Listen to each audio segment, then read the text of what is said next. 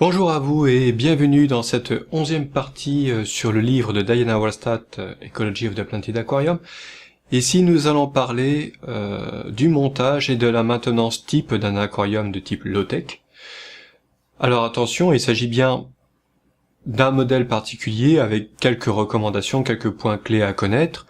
Ici on parle vraiment d'un système simple, de base, un aquarium naturel planté avec des poissons habituels.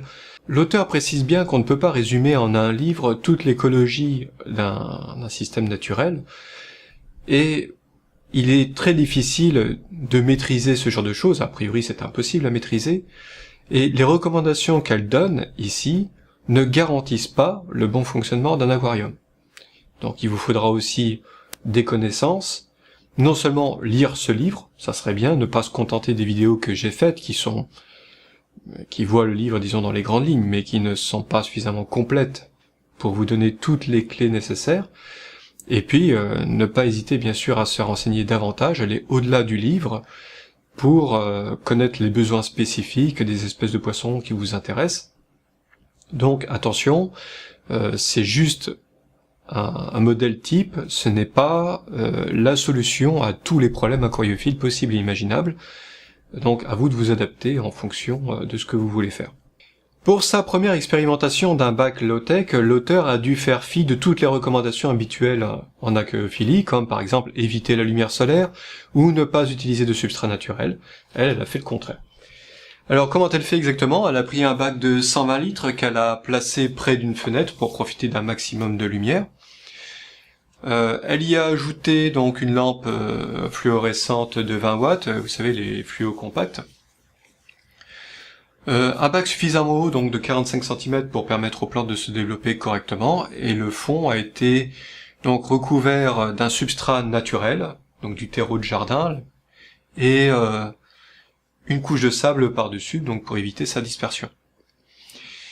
À partir de là, quelles plantes utiliser? On n'en savait rien, donc elle a utilisé des plantes faciles de type Echinodorus, Vallisneria, Bacopa, Ludigia, Cryptocoryne, Aponogeton, Sagittaria, etc. Donc des plantes faciles en fait. Il faut éviter les plantes difficiles de maintenance, surtout celles qui nécessitent une injection de CO2, au moins dans les premiers mois de vie de l'aquarium, parce qu'un aquarium low-tech à ses débuts ne peut pas fournir suffisamment de CO2 pour ses plantes.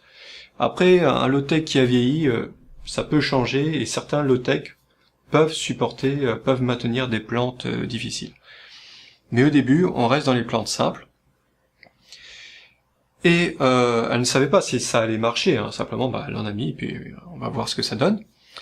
On a introduit donc divers poissons, non fouisseurs de préférence, pour ne pas déranger les plantes. Donc des petites tailles, bien sûr, des néons, des guppies, mollies, platies, gouramis, et un bêta. Alors je sais que ça fait soupe de poisson, a priori, ça va choquer beaucoup d'aquariophiles qui vont se dire, mais finalement, elle n'y connaît rien. Peut-être qu'au contraire, elle s'y connaît suffisamment pour se rendre compte qu'en fait, beaucoup d'interdits qu'on s'impose parfois en aquariophilie n'ont peut-être pas vraiment de sens. Je ne sais pas, j'ai pas son expérience, donc je vais pas critiquer ce qu'elle fait.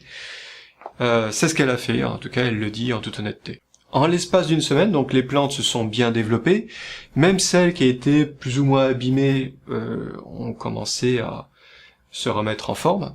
L'Echinodorus est devenue trop grande pour le bac, elle a dû être retirée, et ce sont finalement les Cryptocorynes qui tout au long des années, ont fini par dominer la végétation. Donc ça c'est le cas de ce bac, bien sûr. Si vous faites la même chose chez vous, dans votre bac, vous obtiendrez peut-être un résultat différent, car chaque écosystème est très différent. Même si vous montez deux bacs de manière parfaitement identique, il suffit de pas grand-chose pour que l'un évolue d'une certaine façon et l'autre d'une façon totalement différente. Donc ça a été le début, et elle a, petit à petit, au fil des années, expérimenté toutes sortes de bacs. Et elle en a dégagé, à partir de cette expérience, tout un ensemble de points à connaître, à savoir, pour pouvoir monter avec un maximum de chances de succès, un bac de type low-tech. Les principaux facteurs qui vont influer sur le devenir du bac, pour commencer bien sûr, les poissons. Les poissons doivent être choisis en fonction de leur taille, adultes, bien sûr. Il faut toujours éviter donc tous ceux qui deviendront trop grands pour le bac, évidemment, ça c'est une précaution de base. Il est difficile donc de trouver des poissons en bonne santé. En règle générale, dans l'expérience de l'auteur, la moitié des poissons d'animalerie sont malades ou transmettent quelque chose, une maladie quelconque aux autres poissons. En règle générale, ce sont des poissons à problème. Les poissons qui ne posent pas de problème, ce sont des poissons qui sont élevés, donc par des particuliers par exemple, par des passionnés ou des éleveurs sérieux, et en règle générale, c'est en allant chercher des poissons auprès de ces gens-là qu'on a le moins de chances d'avoir de problème. Ça ne garantit rien, mais ça améliore les chances de succès. Elle précise que l'introduction de tout nouveau poisson est un risque pour un bac. Ce poisson est toujours susceptible, pas au pire d'apporter une maladie nouvelle, mais aussi éventuellement d'être de trop, tout simplement, d'induire une surpopulation, ou d'avoir mauvais caractère, ou de bousculer un équilibre qui était déjà bien établi, et ça peut être extrêmement perturbant pour le bac. Donc, au pire, si on veut vraiment introduire un nouveau poisson dans un système qui fonctionne déjà bien, prévoyez une quarantaine. Donc un petit bac à part dans lequel vous pourrez l'observer pendant quelques semaines pour vous assurer qu'il ne développe pas de maladie. Dans le commerce aquariophile, on va trouver énormément de médicaments pour pouvoir soigner les poissons. Alors il y a vraiment pléthore de médicaments, il y a énormément de choix. Malheureusement, bien peu d'entre eux sont réellement efficaces. Dans l'expérience de l'auteur, et je peux le dire dans la mienne aussi, soigner un poisson, c'est horriblement difficile, et en règle générale, c'est un échec. Ne vous fustigez pas si vous n'avez pas réussi à soigner votre poisson et qu'il est mort malgré tous vos efforts. C'est très difficile de soigner un poisson, et dans de nombreux cas, c'est purement et simplement impossible. Aussi, il faut envisager le recours à l'euthanasie. Donc il y a diverses méthodes d'euthanasie. Personnellement, j'emploie le système à base de clous de girofle qui permet d'endormir le poisson puis de le tuer. Donc en principe, il n'y a pas de souffrance. L'auteur parle d'une autre méthode que je ne connais pas, qui consiste à plonger le poisson dans l'eau gazeuse. C'est-à-dire que comme cette eau est saturée en CO2, le poisson va asphyxier, peut-être perdre connaissance et mourir. Donc en espérant que ce soit sans douleur. Si vous avez de la chance, essayez d'entretenir dans vos relations un vétérinaire spécialisé en poissons. Ils sont plutôt rares, mais ça peut beaucoup vous aider en cas de problème. Au pire, s'il ne peut pas vous aider à guérir un poisson, il peut éventuellement faire les examens nécessaires pour déterminer la maladie exacte dont ce poisson est mort, ce qui peut contribuer à sauver les autres. Alors bien sûr, il y a la question de la lumière. Alors, c'est indispensable pour les plantes, mais en même temps, ce n'est pas si crucial que ça. Alors on voit couramment sur Internet des discussions enflammées sur la bonne et la mauvaise lumière, etc. Très souvent, ça finit en considérations techniques extrêmement compliquées pour pas grand-chose. Ça, c'est l'auteur qui le dit, hein, c'est pas moi seulement. En vérité, presque toutes les lumières conviennent. Alors il y en a bien sûr qui sont toujours un petit peu plus efficaces que d'autres, mais il est extrêmement difficile de déterminer quelle est la lumière qui sera la plus efficace pour votre aquarium, pour la simple et bonne raison que votre aquarium est unique, que les caractéristiques même de l'eau changent, modifient les caractéristiques de la lumière, donc forcément vous n'avez pas la même eau que votre voisin, qui n'aura pas la même teinte selon qu'elle est très chargée ou non en matière organique par exemple. Elle n'aura pas non plus la même profondeur, le sol ne va pas renvoyer la lumière de la même façon, selon que vous avez un sol blanc, un sol noir ou autre. Bref, il est très difficile de déterminer de manière générale telle lumière c'est la meilleure en aquariophilie. Ça, c'est pas possible. Vous pouvez seulement, en fonction de votre expérience, déterminer la lumière qui convient bien à votre aquarium.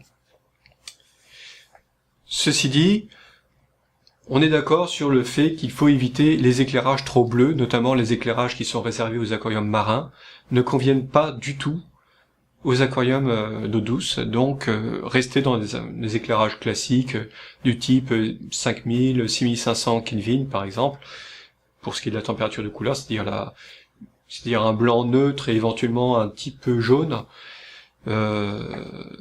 mais pas la peine d'aller dans les extrêmes, pas besoin d'acheter des tubes fluorescents extrêmement chers ou des modèles soi-disant anti-algues, etc. Ça sert à rien du tout. Évitez simplement d'avoir un éclairage trop faible, car un éclairage trop faible va favoriser les algues, alors que les plantes vont être en défaut de lumière et ne vont pas pouvoir se défendre. A contrario, un éclairage très intense ne sert à rien non plus. Les plantes aquatiques sont généralement des plantes d'ombre, donc elles n'ont pas besoin d'un éclairage très intense, elles vont pas avoir la possibilité d'exploiter une lumière très intense, sauf exception, si vous avez des plantes aquatiques par exemple qui sont particulièrement exigeantes, comme les cabombas, mais à part ça, il n'y a pas vraiment de nécessité à avoir un éclairage important.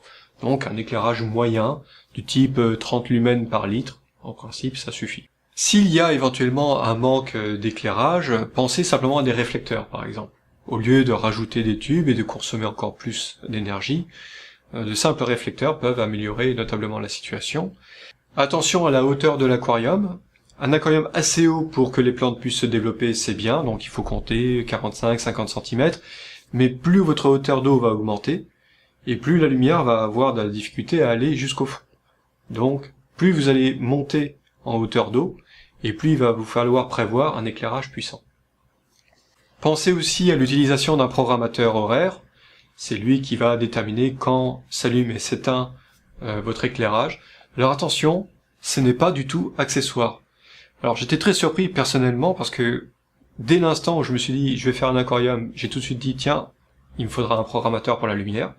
Et j'étais très surpris en allant sur internet d'apprendre que des gens allument la lumière quand ils se lèvent le matin et l'éteignent le soir avant d'aller se coucher. Le résultat est que parfois l'aquarium se retrouve toute la journée dans le noir parce qu'ils ont oublié de l'allumer un matin par exemple.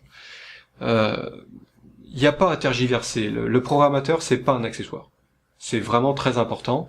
En plus ça impose un rythme horaire régulier, rigoureux, tous les jours, et ça les êtres vivants l'apprécient. Ça leur fait un repère par rapport à leur rythme de vie. Enfin, pensez à utiliser dès que possible la lumière solaire, ça reste la lumière de la meilleure qualité qui soit. On pourra me dire que c'est un problème par rapport justement à la libération du fer dans l'eau, puisque les rayonnements solaires de haute énergie vont influencer les matières organiques qui vont relâcher le fer et nourrir les algues. Toutefois, si les plantes sont en bonne santé, bien développées, nombreuses, avec de nombreuses espèces différentes, elles vont pouvoir maintenir les algues donc à leur plus bas niveau, et même s'il y a un petit peu de fer qui se libère, ce n'est pas très grave, puisque les algues sont inhibées par les plantes. C'est problématique en cas d'invasion d'algues. Effectivement, si pour une raison quelconque les algues supplantent les plantes, eh bien là, oui, il faudra masquer la lumière solaire pour ne pas favoriser les algues. Mais tant que le bac fonctionne bien, la lumière solaire ne favorise pas particulièrement les algues. Quant à la durée d'éclairage, elle doit être de 12 heures. Alors 10 heures, parfois je le dis quand je conseille, c'est vraiment un minimum parce que je sais qu'il y a des gens déjà, quand on leur dit 8 heures ça fait beaucoup, donc je dis 10 heures, parce que 12 heures ils n'accepteraient pas. Mais dans l'idéal c'est 12 heures, minimum. Voilà. Alors pourquoi? Il y a une raison très simple à ça, c'est parce que il faut éviter que les plantes se sentent en hiver.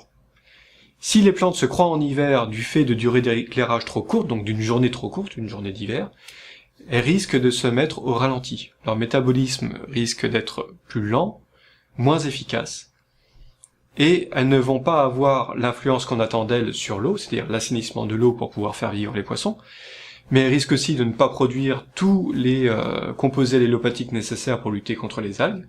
Bref, vos plantes vont fonctionner au ralenti, et votre bac ne fonctionnera pas correctement. Donc il faut faire croire aux plantes que l'on est dans une période d'activité intense, une saison qui nécessite donc un métabolisme rapide et productif. Donc 12 heures est un minimum. Si vous pouvez faire plus, 13 ou 14 heures, ce n'est pas un problème. Après, ça sert à rien de faire plus, ça serait mauvais. Mais pas être trop court, c'est pas bon du tout. Le fait de n'éclairer que 8 heures, par exemple, ne confère pas d'avantage intéressant par rapport aux algues. Là encore, c'est des croyances, des choses qui se répandent comme ça. Les gens croient que quand on va supprimer la lumière, on va supprimer les algues. Vous allez surtout supprimer les plantes, donc il faut de la lumière. Une deuxième chose intéressante, c'est que Diana Wellstad préconise une coupure de lumière vers midi. Ce qu'il faut, c'est que pendant cette coupure de lumière, l'aquarium ne doit pas être dans l'obscurité totale. Les animaux ont besoin de garder un minimum de lumière pour garder leur rythme normal jour-nuit, bien sûr. Donc c'est seulement une baisse d'intensité.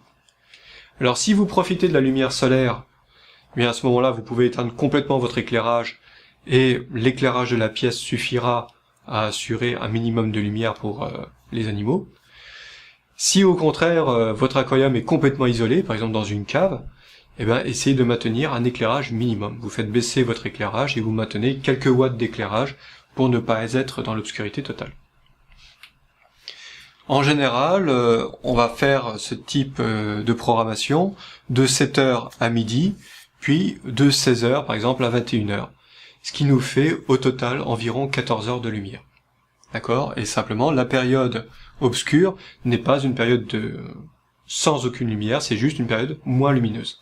Le premier avantage, c'est l'économie d'énergie, puisque pendant 4 heures vous ne consommez pas de courant.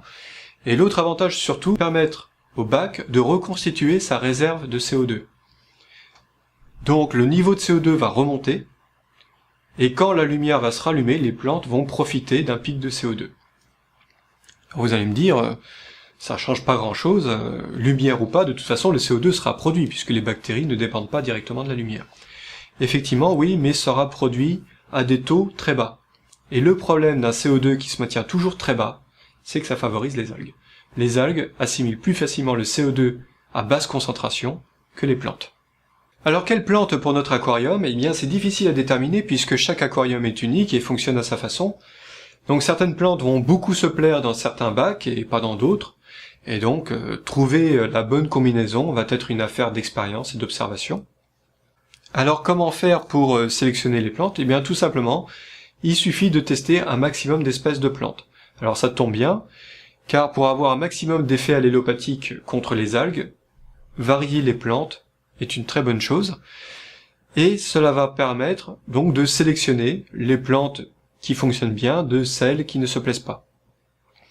Et une fois que vous aurez repéré celles qui y tiennent, vous pourrez éliminer celles qui ne fonctionnent pas correctement. Alors attention, choisissez des plantes qui sont plutôt faciles à maintenir, surtout pour faire démarrer un bac, puisque le bac ne produira pas beaucoup de CO2 à ses débuts, puisque sa flore bactérienne ne sera pas très développée.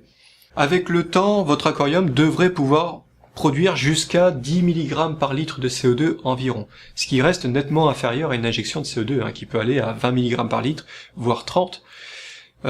Ici, 10 mg par litre, c'est déjà très bien, quoi. On est dans un maximum. Ceci dit, un aquarium naturel qui a bien vieilli, qui a une flore bactérienne bien développée, peut abriter des plantes plus exigeantes en CO2. Ça marche dans certains bacs. Les 2 ou 3 premières semaines de vie d'un aquarium sont les plus critiques, car c'est là qu'on va voir si les plantes vont tout de suite bien se développer et supplanter tout de suite les algues. Donc en gros, il faut être très observateur pendant ces premières semaines et bien vérifier que les algues ne prennent pas l'avantage sur les plantes. Quand ce cap est passé, que les plantes se développent bien et que les algues restent discrètes, a priori les gros risques sont plutôt derrière nous. Maintenant, quelques petits conseils généraux pour l'établissement d'un bac. Alors déjà, les petits bacs ont une grande utilité pour l'expérimentation, voilà, pour tester des substrats, pour tester des qualités d'eau, pour tester des plantes, pour voir comment ça fonctionne. Sauf exception, quelques poissons sont capables de vivre dans de très petites contenances, mais ces petits bacs sont en général de très mauvais bacs pour la maintenance de poissons. Le substrat doit être nutritif mais non fertilisé, donc c'est une nuance. Attention à tous les substrats de type artificiel, tous les substrats qui sont traités, réenrichis, etc. C'est pas toujours évident de trouver par exemple des terreaux de rempotage, des terreaux de jardinage qui sont bio ou aussi naturels que possible. Restez dans la très bonne qualité naturelle. Dès que vous allez commencer à aborder des substrats traités, enrichis, nitratés, etc., ça risque de très mal se passer. Le gravier ne doit être ni trop fin ni trop grossier. S'il est trop fin, il va avoir tendance à étouffer le substrat, il n'y aura plus de circulation d'eau. En général, on parle d'une granulosité de 2 à 4 mm. Si vraiment vous tenez à utiliser un sable fin, il faut réduire la couche de sable, de manière à permettre les échanges d'eau avec le substrat. Attention surtout aux grosses pierres. Si vous disposez des grosses pierres donc dans votre bac, évitez de les poser sur le substrat. Essayez de les poser par exemple sur le fond directement, éventuellement avec une pièce de polystyrène si vous avez peur d'abîmer le verre, mais posez le substrat à côté. Si vous posez la pierre sur le substrat, vous risquez de l'étouffer. Le nourrissage des poissons, alors contrairement à une idée répandue, n'a pas besoin d'être parcimonieux. Au contraire, un petit excès ne fait pas de mal puisque ça va nourrir les plantes. Alors éventuellement, si vous avez des poissons qui ont tendance à être goinfres, à grossir facilement, etc., bon là, il va falloir s'adapter à ces cas particuliers. Mais en règle générale, les poissons ne sont pas idiots, ils vont pas manger jusqu'à en éclater. Et si ce sont des poissons qui ont un comportement normal, en bonne santé, ils seront tout à fait capables de se réguler. Le fait qu'il y ait un petit excès de nourriture n'est pas un problème, ça va permettre aux bactéries de se multiplier, de produire du CO2, de produire donc des nutriments pour les plantes, donc c'est pas rédhibitoire de nourrir un tout petit peu trop. Alors attention bien sûr, c'est toujours dans le cadre d'un aquarium qui fonctionne bien. Dans certains aquariums, effectivement, nourrir trop mène vite à la catastrophe. À vous d'aviser en fonction de l'état de votre bac. Pour ce qui est de la nourriture pour poissons proprement dite, alors on peut employer donc les nourritures lyophilisées du commerce. C'est pas mal fait, hein, la plupart du temps ça marche très bien. C'est souvent bien dosé. Mais il est préférable quand même de compléter avec des nourritures fraîches, comme par exemple du foie de poulet, du jaune d'œuf cuit, des artémias, des vers, des nourritures congelées de manière générale. Ça apporte un plus non négligeable dans la qualité de la nourriture. Un bac naturel planté est idéal pour les alevins. En effet, c'est un bac qui va être très favorable au développement des protozoaires. Et les protozoaires, ce sont vraiment des tout petits organismes qui sont tout à fait adaptés à la nutrition des tout petits alevins. Et j'en ai fait l'expérience moi-même, effectivement, j'avais oublié un bac dans un coin dans lequel j'avais maintenu quelques semaines les poissons rouges, et j'avais pas vu qu'ils y avaient pondu, et environ un mois plus tard, j'ai retrouvé des juvéniles de poissons rouges qui avaient grandi comme ça, tout seuls, sans que personne ne les nourrisse. Ils s'étaient nourris donc grâce à l'aquarium, donc je peux vous dire que ça marche vraiment très bien. En ce qui concerne les médicaments et les produits chimiques, à proscrire totalement. Voilà. C'est le plus sûr moyen d'éviter tout problème dans votre bac. Un bac naturel bien conçu fonctionne très bien tout seul. En général, moins on y touche, mieux il fonctionne. Donc ne commencez pas à bidouiller là-dedans, ne commencez pas à jouer les apprentis sorciers. Et quand votre poisson est malade, par exemple, si vous voulez tenter de le soigner, eh bien vous l'isolez et vous le soignez comme ça. Ça va vous permettre non seulement de consommer moins de médicaments, ça permettra de limiter les éventuels risques de contagion, ça évitera de polluer le bac avec le médicament, ça vous permettra aussi de l'observer de manière plus fiable, plus sûre, car il y a des poissons quand ils sont malades, ils restent cachés par exemple, donc là c'est pas évident. Bref, ne touchez pas votre bac avec des produits chimiques, évitez absolument. On peut tout à fait l'éviter, je vous garantis, je le fais personnellement, il n'y a aucun problème. Un empoisonnement modéré, évitez absolument la surpopulation. Alors, certains vont vous dire, attention, dans les aquariums naturels, faut surtout pas surpeupler, contrairement à d'autres aquariums. En fait, c'est pas vrai. C'est vrai pour tous les aquariums. Il ne faut jamais surpeupler un aquarium. Point barre. Même si c'est un aquarium filtré, même si vous avez des produits miracles, même si vous avez ce que vous voulez, il ne faut pas surpeupler un aquarium. Jamais, absolument jamais. Il y a des raisons, bien sûr, chimiques à cela, qui sont liées à la pollution de l'eau par les poissons eux-mêmes, mais aussi à risque de stress, tout simplement. Les poissons sont normalement faits pour vivre dans des espaces très ouverts. Il faut parfois plusieurs mètres cubes pour trouver un poisson, d'accord? Et là, dans un aquarium qui fait moins d'un mètre cube, vous allez mettre 50 poissons, c'est pas possible. Les poissons vont être les uns sur les autres, et il y a forcément un stress maximum. Donc, jamais, jamais, jamais surpeuplé. Les changements d'eau, normalement, ne sont pas nécessaires dans un aquarium naturel. Alors, ils peuvent être nécessaires éventuellement dans le cadre d'un aquarium qui se situerait dans un environnement pollué.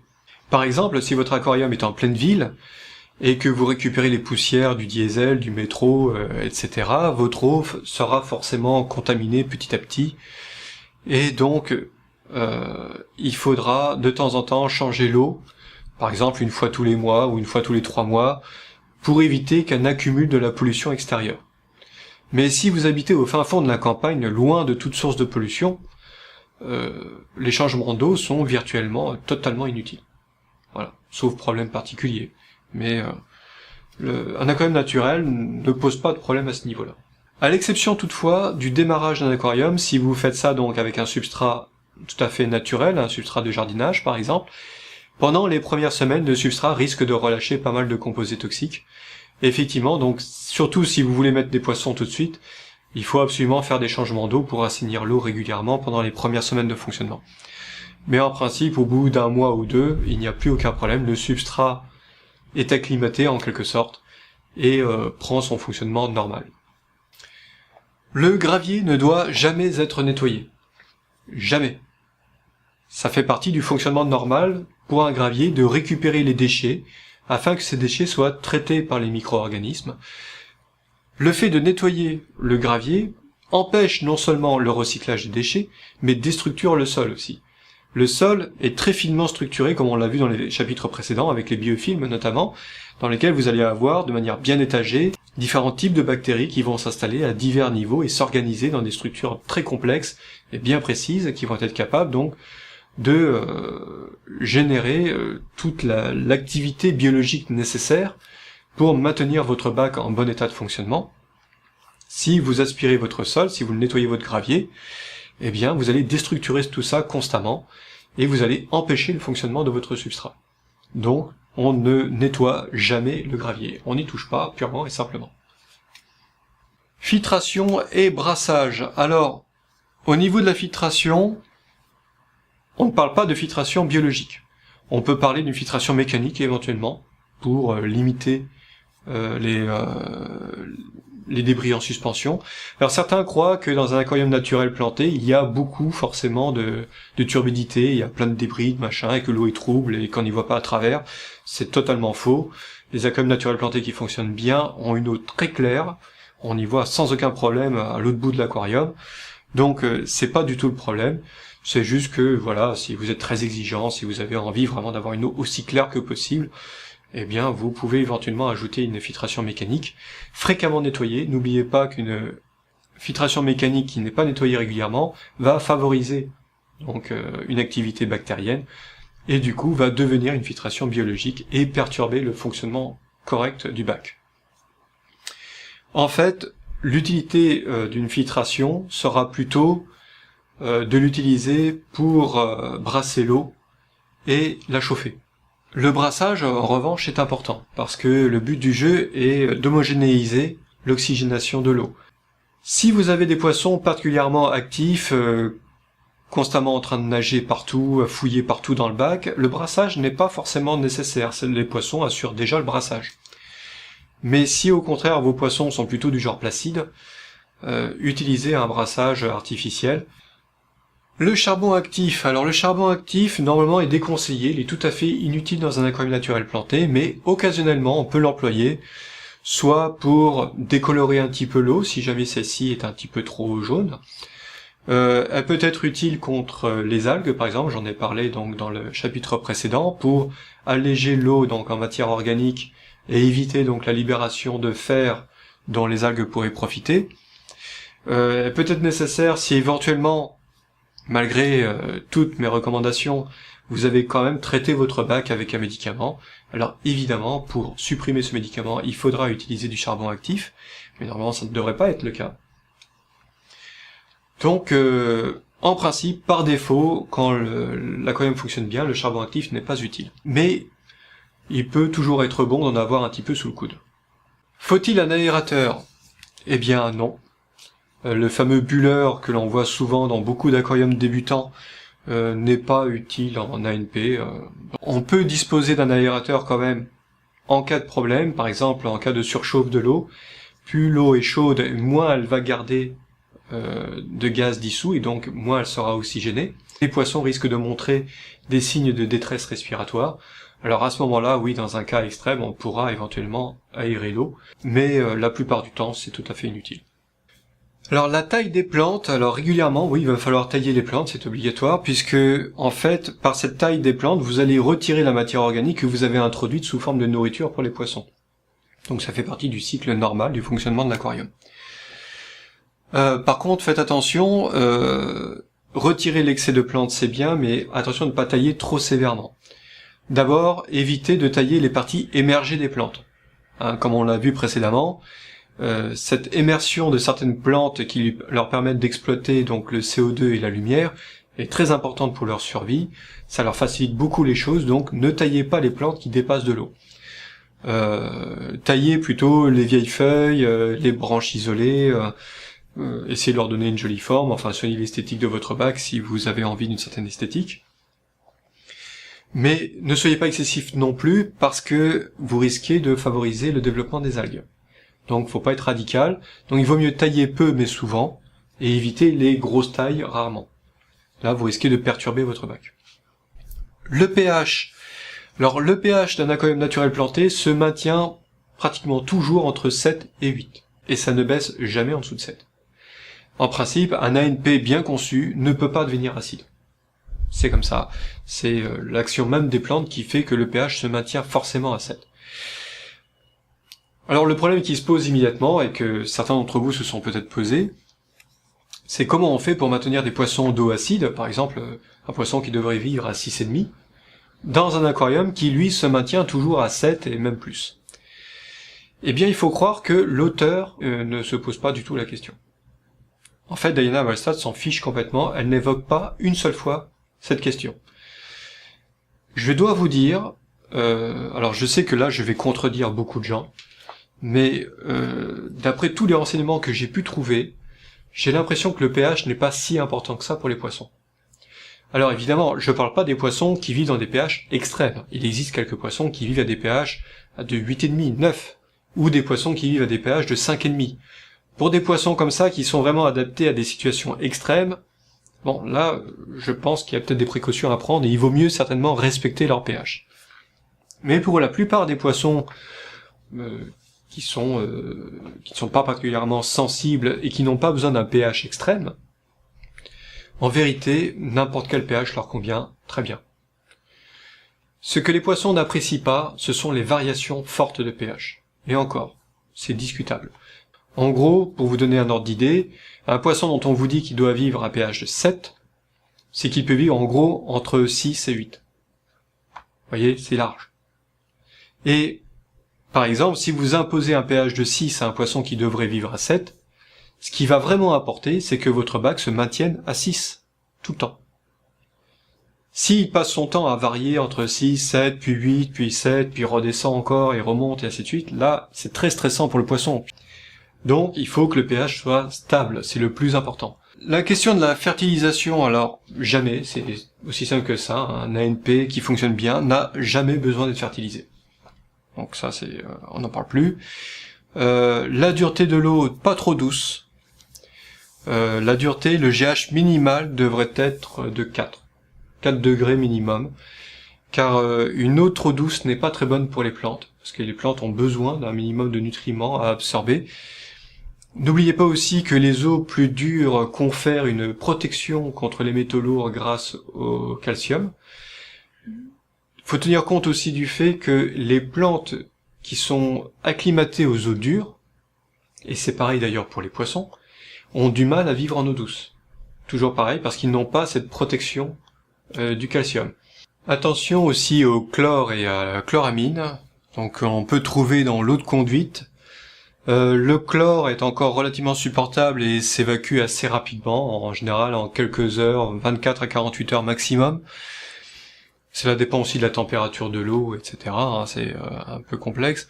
Les chloramines sont plus difficiles à évacuer et nécessitent un traitement spécifique, par exemple avec du charbon actif ou des conditionneurs d'eau exprès prévus pour ça.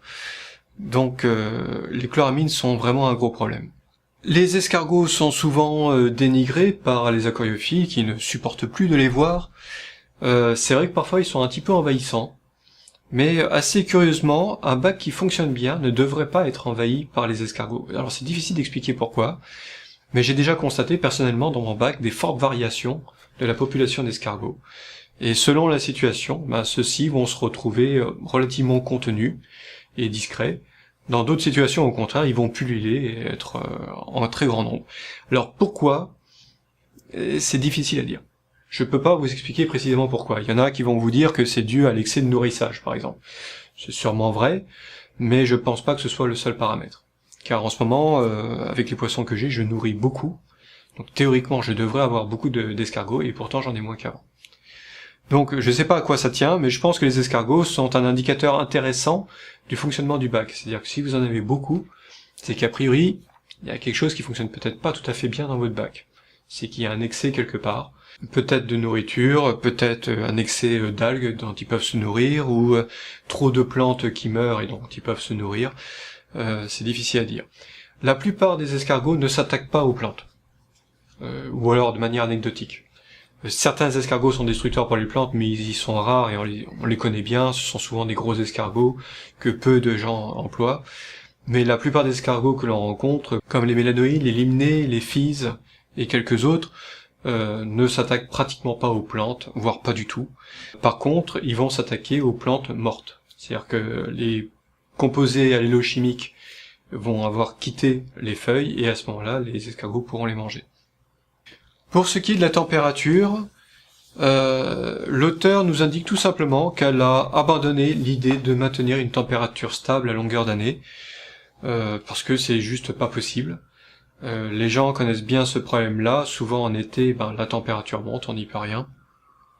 De plus, il est un peu étrange de maintenir des poissons toute l'année avec la même température, alors qu'ils sont en principe habitués à des variations de température entre l'hiver et l'été. Toutefois, on peut pas faire n'importe quoi non plus. Il faut quand même un minimum de chauffage pour certaines espèces, mais il ne faut pas non plus avoir peur de la moindre variation de température, c'est quelque chose aussi d'assez normal dans la vie d'un poisson. Donc, il faut maintenir une température minimale, mais ne pas s'échiner à maintenir une température parfaitement stable toute l'année, c'est pas utile. Pour conclure ce chapitre, souvenez-vous simplement que toutes ces indications sont là, comme leur nom l'indique, pour donner des indices, pour donner des pistes pour monter correctement son bac. Après, c'est à chacun d'adapter la méthode en fonction de ses besoins, de son expérience, de ses connaissances. Et donc ce n'est pas une règle sacro-sainte à suivre absolument. Diana Wallstadt n'a pas vocation à détenir la vérité en matière d'aquariophilie. Je vous conseille vraiment vivement de lire ce livre, car malgré toutes ces heures de vidéos, on en a fait qu'effleurer la surface. Il y a vraiment beaucoup de choses en plus dans les livres. Il y a beaucoup de questions de lecteurs, il y a beaucoup de points techniques, d'anecdotes, d'informations supplémentaires ajoutées, des expériences qui sont décrites, etc., qui viennent étayer tout ce qui a été dit ici et qui vous permettent donc de mieux comprendre pourquoi parfois on affirme des choses qui peuvent paraître un petit peu étranges. Donc, le livre, je vous recommande absolument. Maintenant, je sais bien que l'anglais est peut-être un obstacle pour beaucoup d'entre nous. C'en était un pour moi aussi, parce que mon anglais est très scolaire, je sais pas lire l'anglais couramment. Mais il se trouve que l'anglais d'Ecology of the Planted Aquarium est un anglais assez technique, avec un vocabulaire assez limité, puisque on nomme toujours les mêmes choses de la même façon, donc de toute façon ce sont toujours les mêmes mots qui reviennent, ce sont toujours les mêmes phrases qui reviennent, et à part quelques écueils d'anglais, une fois ou deux par chapitre, vous comprendrez assez facilement 95% du livre. Donc, faut pas avoir peur de l'anglais, il faut s'armer un petit peu de patience sur les premiers chapitres, sortir un peu le lexique, débroussailler un petit peu le vocabulaire, si vous voulez. Puis une fois qu'on a commencé à prendre le pli, les chapitres suivants se lisent très bien, quoi. Donc voilà, moi je vous recommande énormément ce livre, il m'a beaucoup appris. Toutefois, comme le dit Wallstadt elle-même, un livre, ça ne suffit pas à tout connaître en aquariophilie. Personne ne maîtrise la question de l'écologie, au sens scientifique du terme. L'écologie, c'est quelque chose d'horriblement complexe. C'est l'ensemble des interactions entre les animaux, les plantes, les matériaux, les substrats, l'oxygène, le soleil, etc. Tout ça, c'est extrêmement difficile à comprendre, c'est extrêmement vaste. Aucun scientifique ne peut prétendre comprendre un écosystème dans son intégralité. Donc vous inquiétez pas, si vous êtes un petit peu paumé, c'est à peu près le cas de tout le monde. Et donc il faut apprendre, il faut observer, il faut être patient et ne pas trop bousculer son bac. Comme je l'ai déjà dit plusieurs fois, ce sont des bacs qui fonctionnent bien tout seuls. En général, plus on intervient et plus c'est mauvais. Donc il faut intervenir peu mais bien, donc bien réfléchir avant à ce qu'on fait, bien comprendre la situation et introduire la petite variation qui va bien pour remettre éventuellement votre aquarium sur le bon chemin. Tout ça, ça s'apprend, ça prend du temps donc et il faut beaucoup d'informations. Donc une fois de plus, je sais, je l'ai déjà dit, je le répète trop, mais je recommande vraiment ce bouquin qui change beaucoup de choses sur la vision que l'on peut avoir de l'aquariophilie. Et sur ce, je vous souhaite une bonne continuation en vous occupant bien de vos poissons, de vos plantes, faites de beaux bacs, et à plus tard.